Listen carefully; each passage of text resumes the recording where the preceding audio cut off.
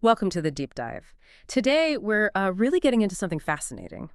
Socrates and his whole quest for wisdom. We're looking at how he tried to understand that oracle message by, well, interviewing the supposed great minds of Athens and what he found out about knowledge and maybe pretension. It's surprisingly relevant even for us today. Absolutely. And what's interesting is that Socrates, he wasn't always the most popular guy, but he felt this real obligation to talk to these reputable people, the ones everyone thought were truly wise. He needed to test that oracle riddle about him being the wisest. And honestly, his discoveries, they echo that feeling we sometimes get. When you meet someone who seems impressive but maybe is, well, Full of it. We're just kind of winging it. exactly. That's pretty much what Socrates started to uncover. So how did he actually figure this out? The source mentions he found many at the top who were all mostly full of it from time to time. That sounds pretty blunt. It does.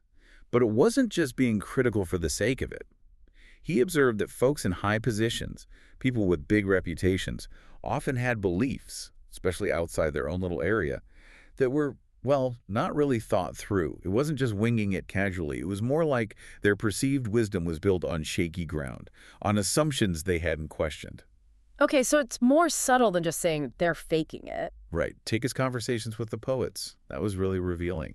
He found that often bystanders could explain the meanings of the poems better than the authors could. Wow, really? The audience knew better than the creator. Sometimes, yes.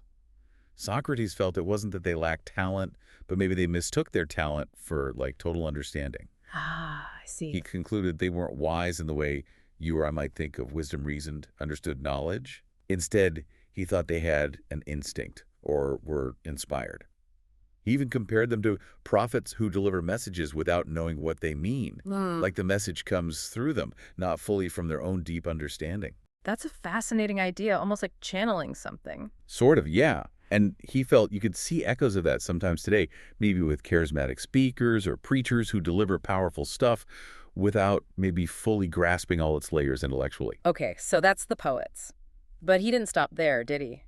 He also talked to politicians, craftsmen. Right, the skillful workers, too.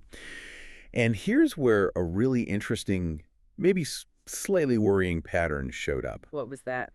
He noticed they often shared this flawed belief. Because they were great at their one specific thing, making laws, crafting objects, they assumed they were therefore more knowledgeable of any and all subjects. Ah, the classic expert in one field thinks they're an expert in all fields problem. We definitely still see that. Exactly. And the source really hits on this, asking, is that assumption valid? Well, no. It points out there are many examples today of supposed experts giving advice on subjects in which they are not even proficient. Think about big public crises like a pandemic. You often had people maybe brilliant in business or tech. Suddenly sounding off like epidemiologists. Yeah, precisely. Offering strong opinions on things far outside their actual expertise. So, okay, Socrates sees all this. The poets running on instinct, the politicians and artisans overreaching. What did he take away from it all? For himself. Well, this is the core of it, really. Through all these probably quite humbling interviews, Socrates had this big realization. He understood that his own knowledge of this fact, the fact that he didn't know everything, that awareness was his actual advantage. So knowing his own ignorance made him wiser than those who thought they were wise but weren't. That's exactly it. While they claimed knowledge they didn't truly possess, Socrates knew the limits of his own understanding. He knew what he didn't know.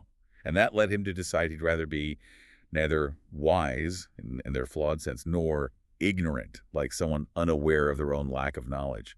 It's about recognizing the vastness of what you don't understand. A kind of intellectual humility as the true wisdom. You can say that. It's profound, really. Which leads to a question for you, listening right now. If knowing what you don't know is maybe the start of real wisdom, what parts of your own life, or maybe what we see in public discussions today, could really use a bit more of that Socratic questioning? A bit more challenging of assumed expertise, maybe a bit more humility, something to think about.